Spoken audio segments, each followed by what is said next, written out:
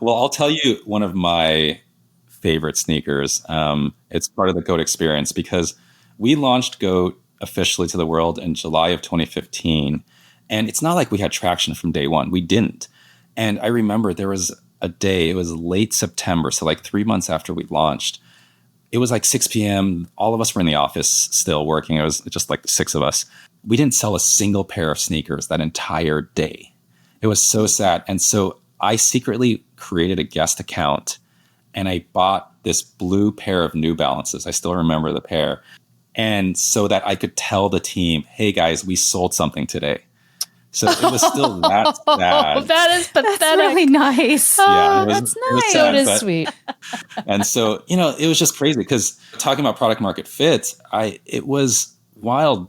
Like we still didn't have product market fit when we launched GOAT. It took a while. And our true inflection point was 2015 Black Friday. So like 5-6 months after we launched, when Sen, our head of marketing, was like, hey guys, let's do a Black Friday promo. And honestly, we had tens of customers a day at that point. We were a nobody, right? And so we were just like, yeah, sure, try whatever you want. It's not like anyone's going to see it. Just do the promo. Yeah. And so he was just like, how about we discount the hottest styles of the year to retail price? So frequently sneakers on our app will go for more than retail price. So that year was the Yeezy launch, Kanye West's Yeezy line launched that year. So it was the Yeezy Turtle Doves, the Pirate Blacks, Supreme had a collaboration with Jordan as well, the Supreme Jordan 5s. They were going for like $400 to $600 on GOAT, but retail price was like $200-ish. So we decided to buy like honestly just like 50 pairs of these sneakers to discount to retail price as a Black Friday promo, just to try to spur up demand. And we sent it out to the publications in our industry and not thinking anything of it. This was like a week before Black Friday.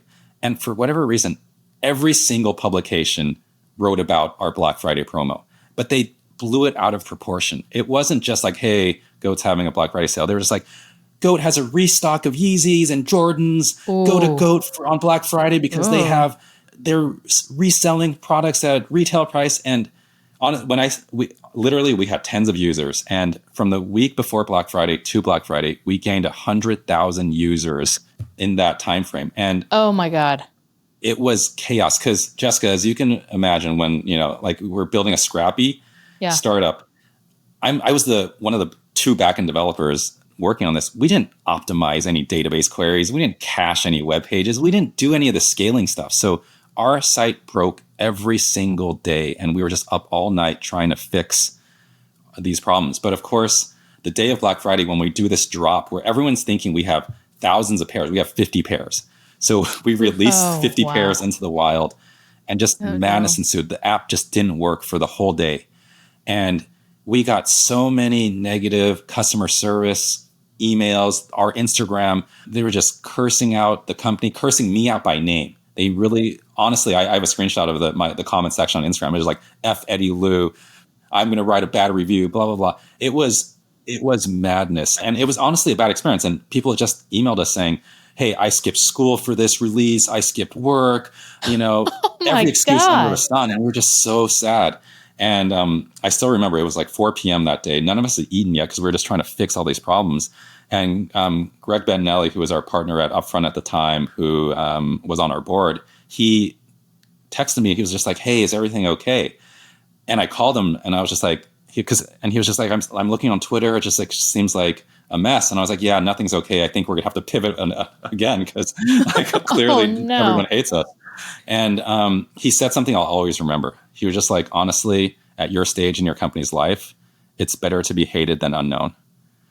And it was so true. While that Black Friday was so painful in the moment, I would have done it 1,000 times over because it was our true inflection point. We never looked back from that point because while people had a bad experience at that moment, they were playing with the app. So they were just like, oh, I get it. This company authenticates sneakers so I won't get fakes. I can trust them with buying products so that I'm going to get exactly what was described. And so from then on, people gave us a shot. Obviously, if we tried to stun like that today, we wouldn't be able to recover, right? Because we're like tricking the audience. But back then, they gave us a pass because we were just a small startup that was doing this promo that didn't work out, but they started to understand our value proposition.